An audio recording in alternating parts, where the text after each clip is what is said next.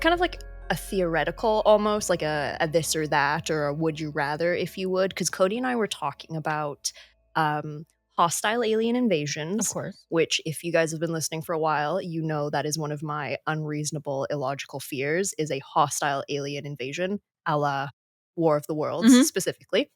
And I said to him, I would rather deal with a full-on zombie apocalypse than an alien invasion. And I yeah. wanted to know your thoughts. Zombies. Zombies 100%, 100%. right? Because I know what I'm dealing with. Okay, that was my thought too. Yeah. And the idea, it's almost similar to if, say, something like came out of the ocean. Yeah. It's just that unknownness about it. Because at least zombies were humans Yeah. at some point. So there's kind of boundaries Yes. that they can fall within, Yeah. obviously, in my mind There's anyway. a familiarity to it. Exactly. Yeah. Aliens can be literally anything. Literally anything. They could be invisible, for Yeah. God's sakes. So, like, No, I'm with you. yeah. Let me know your guys' thoughts, I guess. Yeah. Zombie apocalypse or alien invasion? What would you prefer? What would you rather? Yeah, would you rather? What do you think you would best survive in? Yeah. I have a feeling most of you are going to agree with us. Yeah. But I want to know if there's any alien lovers out there. Give me your reasoning too. Yeah. 'cause I wanna know Explain why. yourself to Yeah, us. exactly. Anyway, that was just my attempt at being jovial before we get into today's topic. You're gonna be mad today. Woof. There were a few times where I'm working on the script and I was just like, are you fucking serious? That sums it up, really. Yeah. Hello, everyone. I'm Charlotte. And I'm Dina. Welcome to the Grim Curriculum. We've spent the last few weeks covering the horrific story of Ivan Milat. Today, we're going to be concluding our tale with the investigation and his capture. Additionally, we will discuss his outrageous behavior in prison. At the end of the episode, we will go over as much as we can about Ivan potentially being linked to multiple more missing people, which was announced just last month. And on Extra Credit, we're going to talk about some of the info that we got from Australian listeners about the case too. We last left off with the shocking discovery of an additional 4 bodies. Up until now, the family members of the missing people had continued to hold out hope that their loved ones would be found alive. This only confirmed their worst fears. It also proved, without a doubt, that there was yet another serial killer on the loose in Australia. Because like we mentioned again last week, Ivan Milat had not been the only one operating in the area. They found people there was a couple that was murdered by a single guy, and I believe a few senior ladies. Yeah. 2 completely different serial killers, not even related to Ivan. And in my research, I found a 3rd and a 4th. Holy cow, so there you go. Yeah. What a time to be alive. Once the bodies were called in, police rushed to the scene. A swarm of reporters quickly followed them. This was enough to give everyone a deep sense of unease, which was only made worse when a series of loud gunshots began to emerge from nearby. A nearby pistol club was shooting a few kilometers away. That might seem like a strange detail to include, but I just want everyone to picture this whole scenario. There are police and reporters everywhere, and they know that they're about to come up to where the remains are. Right. Suddenly, what is described as machine guns reverberating through the forest can be heard. Oh my God, you'd all hit the deck. Oh, yeah. Jeepers. Even reading this, like before I read kind of the next little bit, I'm like, someone's out there shooting people. You would almost think like, oh my God, was this part of like a bigger ploy to like lure law enforcement to the area to open fire upon them or something? Ooh, I don't like that at all. But like, what a coincidence. Police were very careful when speaking with media. For starters, they didn't want to share too much. They also knew very little at the time themselves. What they did say was that it had appeared that the bodies had been there for over a year. One of the first items found was a hat. After looking at missing persons reports, it was confirmed that it belonged to James Gibson. When investigators looked further into the bodies, they found that one was near a silver chain, a crucifix, and a bracelet. The bones had long since been scattered around by wildlife. There was little to identify other than a portion of a lower jaw. The second body had remained intact. The clothing had all but rotted away, but it was still confirmed to belong to a male due to the shoes that were still tied to his feet. They were able to deduce that the body belonged to James. Due to the placement of James's body to the first body, it was concluded that it most likely belonged to Deborah Everest. The bodies were taken to the morgue to be further investigated. James had multiple stab wounds, one of which had severed his spine. You may remember last week we spoke about Ivan telling a friend of his that the blood on one of his knives had been from him stabbing a man through the spine. The official cause of death was multiple stab wounds and spinal injury. The size of the cuts showed similarities to those of Joanne Walters and Carolyn Clark. Police had previously reassured the Gibson and Everest families that James and Deborah were not connected to the other murders. This proved otherwise. The third body was found near the tattered remains of a bra. Putting the remains together proved to be a huge challenge. They were scattered around a large area and had to be separated and identified one by one. They were able to conclude that that one belonged to a woman. It was also clear that the victim had suffered a beating before her death. There were 2 large fractures to her skull, which appeared to have been caused by a blunt object. There were also 4 additional injuries to her skull from a sharp object, as well as wounds to the chest from behind. Meanwhile, Bruce Pryor, who had found the first body while looking for firewood, was called for an interview with a detective. He agreed, and they asked him why he had decided to investigate the area for himself. He explained that he had heard about the missing people and that he had a feeling. I believe this was the guy who had daughters of his own, right? And Yeah. so when he was in the area, he was kind of like, you know what? I'm excuse me, gonna take an extra peek and just see if I can see Yeah, something. he's like, I'm here anyway. I know Yeah, things have been found. I might as well look around. exactly. And lo and behold, he found things. But they immediately responded to him by suggesting that he was responsible for these murders, which shocked him. He explained that he was just trying to help. What was supposed to be a quick chat turned into a 5-hour-long interview. Whoa, poor guy. Yeah. You know, talk about like doing the right thing and kind of being blamed for it. Well, they sat him down and they had him kind of explain his reasoning and things like that. And then immediately they were like, did you do this? I do understand because in a lot of cases, the killer does return to the Mhm. scene of the crime and often will try to integrate themselves into the investigation, right? Yeah. A, because it gives them a sense of keeping everything, they know what's going on, they know how close they are, Mhm. what they've found, what they've deduced. But also, it's kind of like a haha, Oh, I'm right absolutely. here, that Yeah. kind of thing too. So I understand them being like, "Well, did you do it?" But also the poor man. Mhm. The bodies of Anya Habschied and Gabor Neugebauer were found on November 3rd, 1993. They had both been buried in shallow graves and, like the other victims, had various gunshot and stab wounds. The only solid clue that investigators had was that a Ruger 1022 had been used in the death of Caroline Clark. Their next task was to find the gun itself. After speaking to the company, they found that a total of 50,000 similar firearms were purchased in Australia. Doesn't really narrow it down. They, of course, spoke to the nearby pistol club.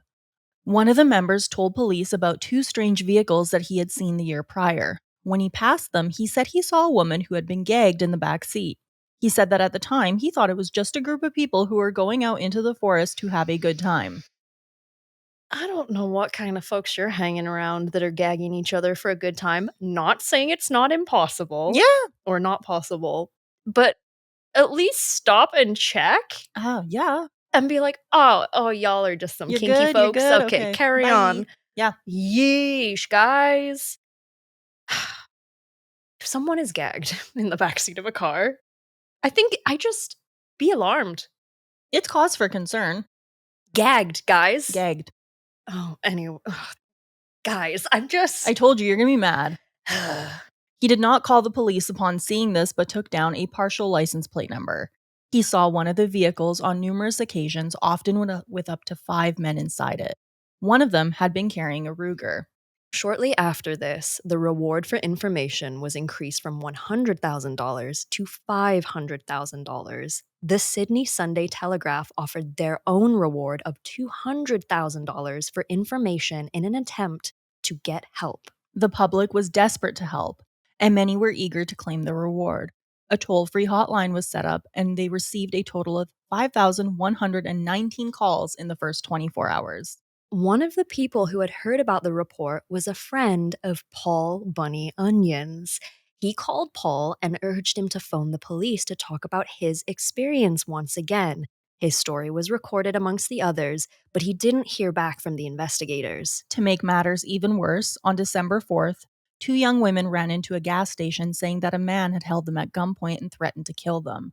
This was confirmed to be true, but it was not Ivan Milat. Which, again, I think just proves how dangerous the area kind of is at this time.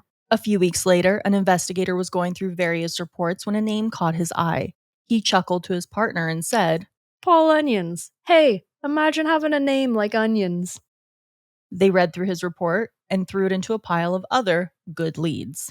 As far as they knew, 18 months had passed since the last murder linked to this particular killer. They believed that he had quite possibly moved on, but they didn't stop their search for him. Extra detectives were added to the task force. In the first few days of the new year, a prior report began to gain their attention. It had been about the previous crimes of the various Milat family members. Of course, detectives were familiar with the name. Many of them had spent years dealing with them, but had brushed them aside while handling the murders. They saw the comments made about Ivan from various coworkers and friends and decided to investigate him further. They began by looking at his work schedule and saw that he had been off work on many of the important dates linked to the crimes. Despite this, many of the higher ups brushed off their theories. They spoke to the man who had created the profile of the killers that we talked about last week. Without mentioning the name Milat, they described the family to him. Upon hearing this, he told them, That's exactly the kind of family I'm talking about. You've got to watch them. Despite this, police looked into various other suspects, including Bruce Pryor. Paul Gordon, one of the detectives, continued to believe that there was more to the Milat angle than they thought. In their minds, many of them fit the profiles. They were no strangers to crime and had obviously been dangerous in the past. But they were just a small part of a growing pool of suspects. Gordon had found information about the sexual assault acquittal of Ivan Milat. He told his superiors this, but was brushed off. He had written up a long report about why it could be Ivan, and his boss basically read through it and talked about all of the spelling errors in it instead of focusing on the facts. That's really unfortunate.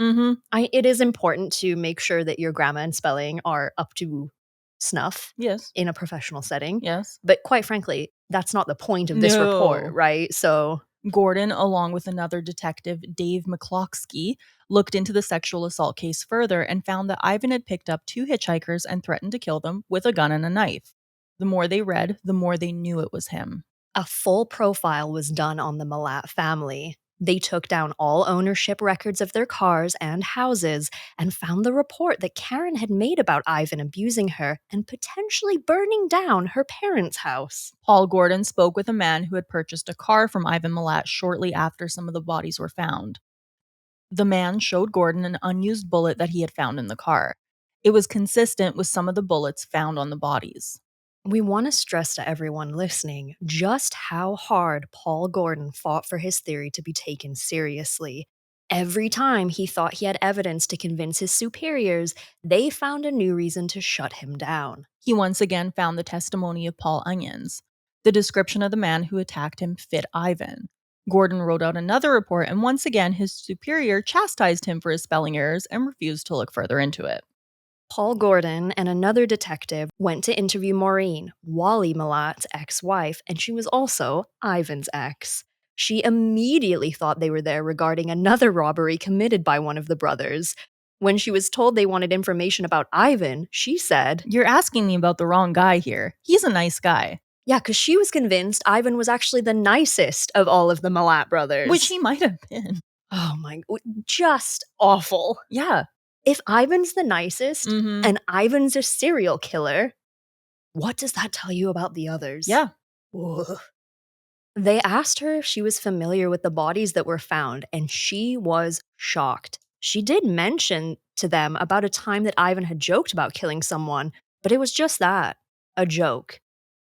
I think, you know what? It's the classic thing of like, okay, lock your doors and windows at night, don't talk to strangers, don't be afraid to be rude to people who make you uncomfortable.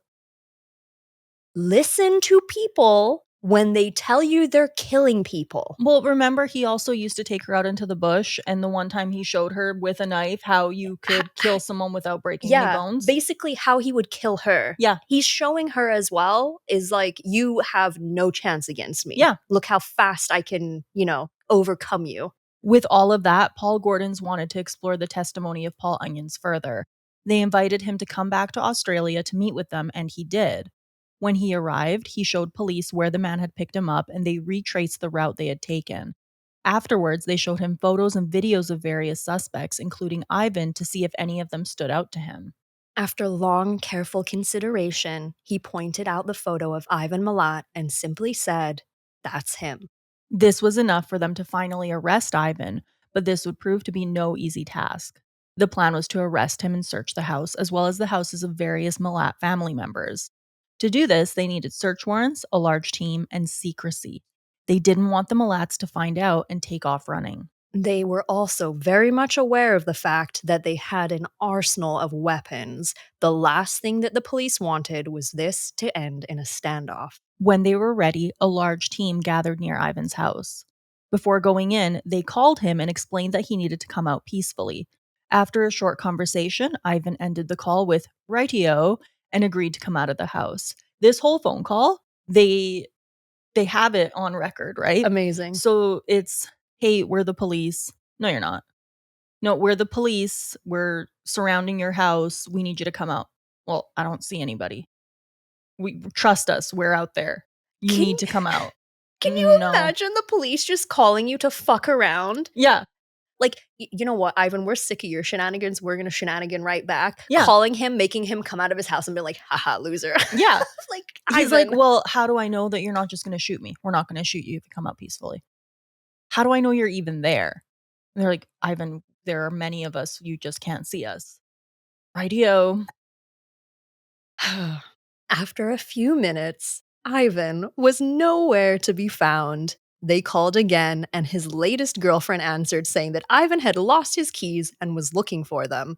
Eventually, he came out and was met at gunpoint by an officer. He got down on the ground and was arrested. So they call back, and this lady answers, and they're like, "Where is Ivan?" She's like, "He's looking for his keys, damn it." He lost his keys. "Okay, well, he doesn't need them. Can he come out?" "He'll be out in a few minutes." And they're just like, it's something like 300 police officers that are surrounding this area. Yeah, because they're not just worried about Ivan, they're worried about all his brothers too. Yeah. Because like they said, this very much could have become a Milat versus law enforcement standoff very easily. And it was interesting to me because I had listened to other podcasts that have talked about this case and read other kind of instances of what happened. Mhm. And there's this whole story about how it was basically a standoff and how it was like gunfight and all this But it stuff. really None of that wasn't. happened. It was just Ivan being belligerent and being like, no. I think there's probably a part of Ivan's mind that was like so anti-authoritarian, Mhm. obviously, that he was like, they can't tell me what to do. Yeah. And so he's sitting in there being like, well, I always get out. There has to be a way to get out. And in that moment, his girlfriend's probably like, Ivan, just go. And Ivan's like, no, I can get out of here. I don't have my keys though. And then they call back and they're like, Ivan. And she's like, just a minute. Because Ivan's like, can I dig a hole out of here? Like, how do I get out of this? Well, at one point in the call, the first call with the officer, he's like, "I'm only wearing my underwear right now." And they're like, "We don't care." No. And he's like, "Well, can I at least put some pants on?" And they're like, "We don't care." And he's like, "Well, I've got to get dressed." They're like, "I'm just come out of the fucking house." Honestly. And the thing is, he's so contrarian Mhm. that if he had been wearing clothes and or like if he was like, well, I only have underwear on, they were like, put on some fucking clothes then, he probably would have been like, nah, and came out buck naked. Oh, yeah. Because that's just how he was. I could see that happening. Do you know what I mean? Just being vindictive, Mhm. getting caught in the end. Well, fuck, you're going to arrest me naked and it's going to be real weird for everybody. Yeah. Blech. With Ivan in tow, they searched his house. They found a postcard addressed to Bill, which was the name Ivan had given Paul Onions, along with various foreign currency. He continued to deny knowing anything about the murders and claimed that he simply didn't even own a single gun. When they searched his garage, they looked into the ceiling and found gun parts belonging to a Ruger. They then took him in for an official interview. Ivan was extremely defiant and refused to give much information. Meanwhile, they're still searching through the house. Among other things, they found cooking equipment that had been owned by Simone Schmidl. Initially, Ivan was charged for the robbery and kidnapping of Paul Onions. He entered no plea. In the days after the arrest, Paul Gordon received a call from a reporter. He was told not to speak to anyone about the case, so he offered little information. The reporter then told him that he cracked the case almost single handedly, and to that he responded, "I was just lucky." Paul Gordon would later be fired for saying this. Whoa, that's harsh. They had it out for him. No kidding. It's a little shocking to me too, given the history that the Milat family has of Mhm. being just like absolute fucking hooligans left, right, and center, just chaos demons, basically. You would think when Ivan's name came up or when the Milat brothers' name started to come up in this investigation, that law enforcement would be like, yes, We got now him. we got him. We have an opportunity to arrest all of these little bastards. Mhm. But instead, they're just ignored Yeah. basically. And in fact, I would go as far as to say not only ignored, but basically told to drop it. Yeah. Kinda It sus. is, A and I thought little. that too. It's really bizarre, and the way that they just had it out for Paul Gordon, I can't Mhm. make sense of it. There must have been something going on politically within the police force Something. or something, but Yeah. it's so bizarre to me. Mhm. The following day, Ivan Milat was charged with the murders. On March 25th, 1994, the Ruger was officially confirmed to have been used to kill many of his victims. The trial would not begin until March of 1996 and lasted 15 weeks. Ivan pled not guilty, and the defense sought out to prove that there was not enough evidence to link him to the murders.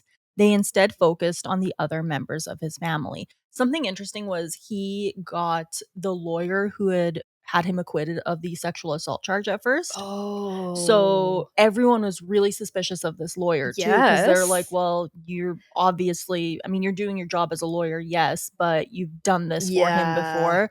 And then something happens with Ivan and the lawyer because the lawyer's like, dude, like, I think you did this. Well, probably the lawyer's going, "Ivan, I really encourage you to plead guilty Mm-hmm. because usually in that case, we can make some kind of deal, Yes. right?"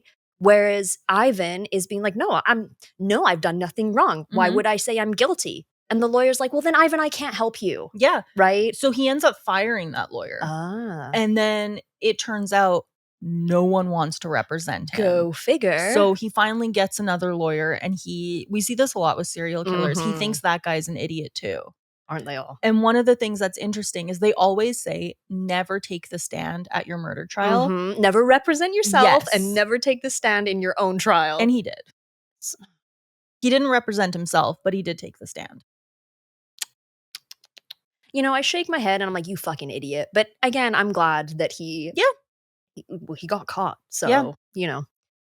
Paul Onions took the stand and identified Ivan as the man who had robbed him. Along with him were various members of the victims' families.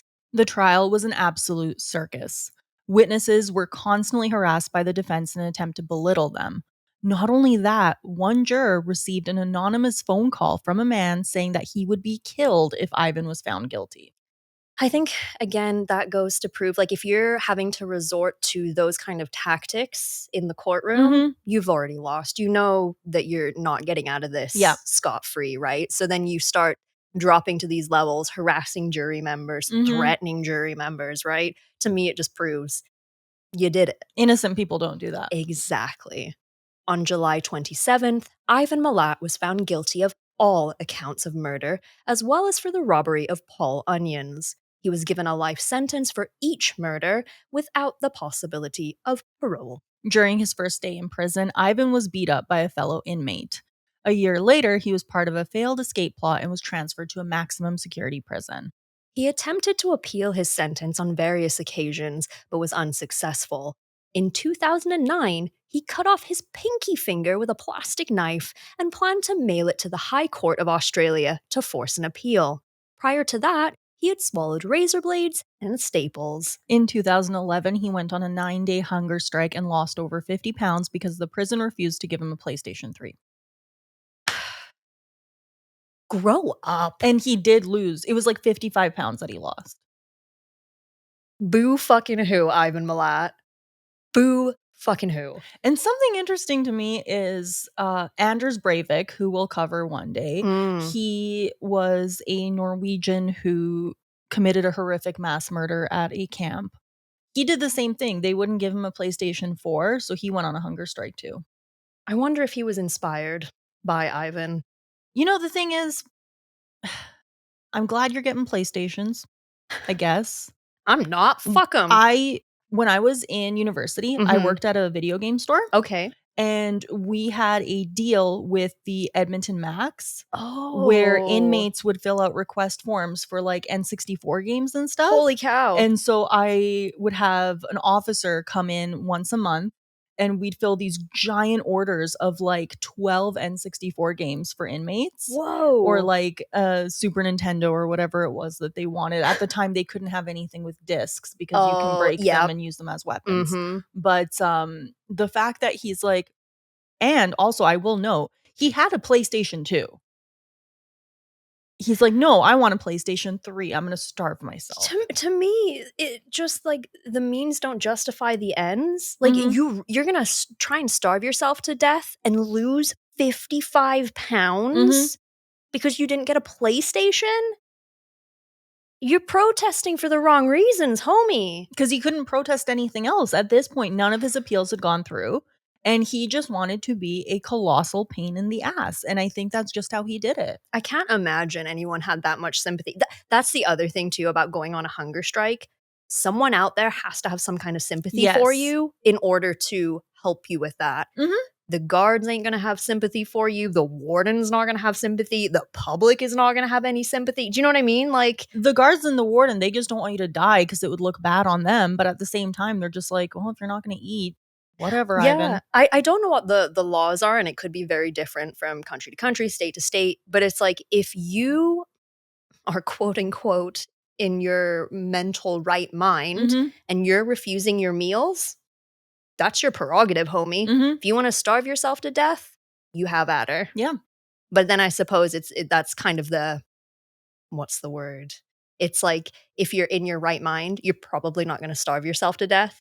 For a PlayStation 3. For a PlayStation 3. Yeah. So it's like, well, you're kind of a loony anyway. In 2019, Ivan Milat was diagnosed with cancer. He passed away a few months later. Prior to his death, he wrote to his family and asked for his funeral expenses to be paid for by the government. The government refused to do so. As they should. That is the end of the story of Ivan Milat, the backpacker killer. So before we end this episode, we want to talk about a few more things. For starters, in August of this year, police announced that Ivan might be linked to dozens of cold cases. Like we mentioned in part 1, this is all breaking news and there isn't really any information available right now. So we're going to continue to keep up with the latest news and share it on Extra Credit as it comes out.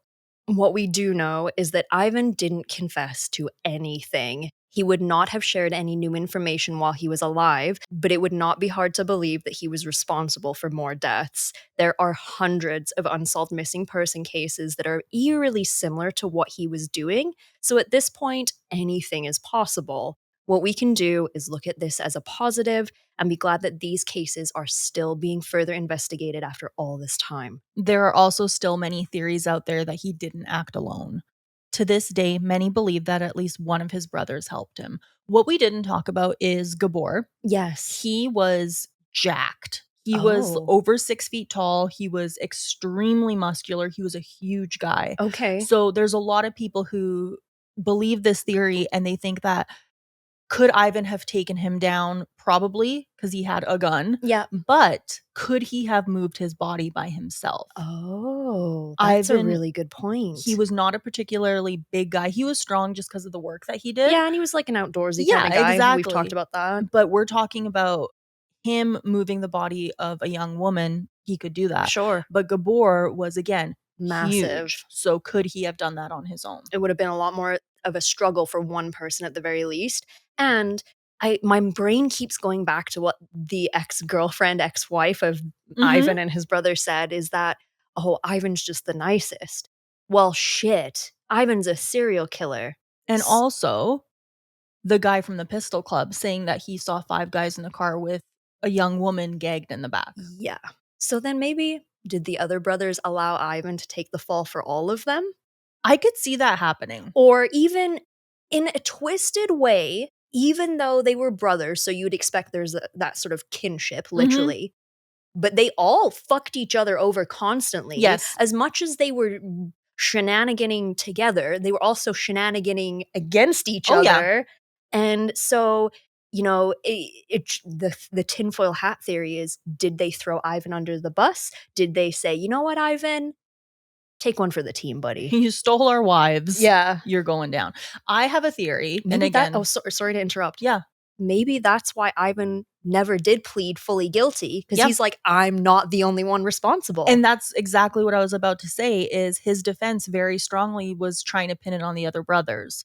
So I think that there was some evidence that maybe they were involved. Again, this is just a theory. Yep. But someone had to go down, and Ivan, because of his prior acquittal of the sexual assault and because of the things that he had said to people and all of that, I think that made him the easiest target. Absolutely. Not only that, there were items that belonged to the victims found at the other houses. See, there's a lot more to it. I would not be surprised if the brothers, or at least some of the brothers, were also involved. We aren't going to know. A lot of people, before Ivan's mother died, Right. they thought that he would give her some kind of confession on her deathbed. That didn't happen. And then when he got sick, they were like, he's going to talk because he must have some guilt or something like that. And he's going to want to come clean and give us more information about other murders, or at least more information about these. And sometimes folks like it him happens do. a lot. Yeah. Not with Ivan, though, No, because at no point did he accept responsibility. Nope. He went to his grave never taking responsibility for anything. So for now, we don't know the truth, but we hope that one day we will, especially because these brothers are going to eventually die too. They're going to be on their deathbed. Maybe they'll say something. I personally doubt it. And I'm glad you mentioned this next bit, because I also read this as well when I was doing a little bit of digging. Ivan is not the only Milat to officially commit murder, because in 2010, Ivan's nephew, Matthew Milat, at only 19 years old, killed a man named David with the help of an accomplice. The murder happened in the Belango State Forest, the same area Ivan committed his murders. Matthew was reported as saying to a friend, "That's just what the Milats do." Yikes. Hate that. And also, look here, you little shit. It's called breaking generational trauma, not fucking perpetuating it. The guy that he killed, it was a horrific murder. Oh, no. They described it as rageful, and the guy was tortured. And it wasn't someone that they knew. It was just a random guy, and they killed him, and he was also very young. But I mean, it's like you said, it's generational trauma being used as an excuse. Oh, for sure. And this family, we've said it from the beginning, and that's why I wanted to focus on the family so much in the first episode, to really show the kind of people that they are. Because so many other reports of this story say, like, yeah, he had a troubled childhood, the family was pretty rough. Well, that's why. That's what happened. I think troubled doesn't even come close to scratching the surface. Like, you or I have had troubles in our childhoods, right? Like, troubles is, oh, me and my dad didn't get along for a bit while we were teenagers, or like, oh, my parents split up, or whatever. This is like, I don't even know. It's almost, I don't want to believe that it can be bred into you. But then when people act like this, you start to wondering if it is like a mental thing passed through generations. I don't know. They got to end that family line, man. Someone needs to. It's rough. And this isn't going to be the last that we're going to hear about the Milats, because we're going to be talking about them. I hope that we're talking about them, because it means that we have answers. I hope absolutely that come the next time we talk about them again, that it's because we are identifying victims, or, actually placing them so that their families can get closure after all this time. It really never sits well with me when we have these unsolved cases, because I often think, I don't know, maybe it's just my way of dealing with a very tragic situation, but I think about the people that have never been found or found but never named Yeah. or whatever. And it makes me very sad Oh, yeah. to think that they're just there and no one's to care for them. I know they're dead and you know, No, but hopefully you're moved right, on, but though. You're right. yeah, I don't know. I don't like cases without a full resolution, and this is one of those times where we know that he's dead, he's not talking anymore, so there's so many unanswered questions. Yeah, it's just up to the very intelligent and, I don't know, tenacious people that keep these cases going and Yep. keep digging and find answers after all this time. Alrighty. That's Ivan. Good riddance. Mhm. We will be talking about him again, We will. obviously. With this one, we can't quite shut it down and leave it in the past. Nope. Because he keeps bringing him back up. But we are in the outro of the episode and the outro of the series. And we like to give a big shout out to the wonderful folks across all the different platforms that support us. Whether you're listening to us every week, you're checking out the clips across all the different social medias and commenting and liking and sharing and subscribing and all that fun jazz. Make sure you check us out on Patreon. That is how we keep this podcast going. All of the money made from Patreon goes towards us running the show. We have a free tier where you get early episode reveals. We also have a paid tier where you get video versions of the episodes. We have a Discord. And of course, we have our Grim VIPs. That is the top tier, and you get a shout out at the end of every episode. So, shout out incoming for the wonderful, fantabulous Mayhem Mudkip, Lisa, Nova, Kevinus Musicus, Brian, Bob, Paranoid Pop Rocks, Steven Centauri, Judy, Yegpla, and Atlantean Jedi. Y'all are the Woohoo! titty city. Add your name to that list, friend. It'll sound good hearing it. And before we wrap up the episode, just a reminder, it is Extra Life time again. Ooh. It is that time of year when me and the Stream Daddies, Hell yeah. I know, saucy, but we like to raise money for our local children's hospital, the Stollery. So we start in the month of October fundraising, and then on November 8th this year is game day, where we game for 24 hours straight.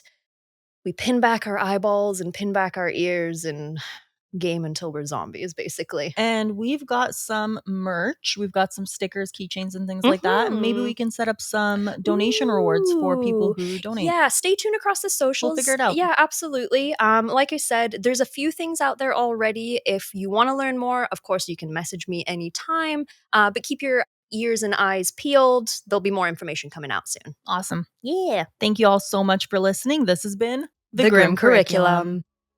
Did you know that in 1952, claims that smoking causes cancer caused Kent Cigarettes to come out with an asbestos filter to protect its smokers? I did not know that. That seems counterproductive. It does. Bye.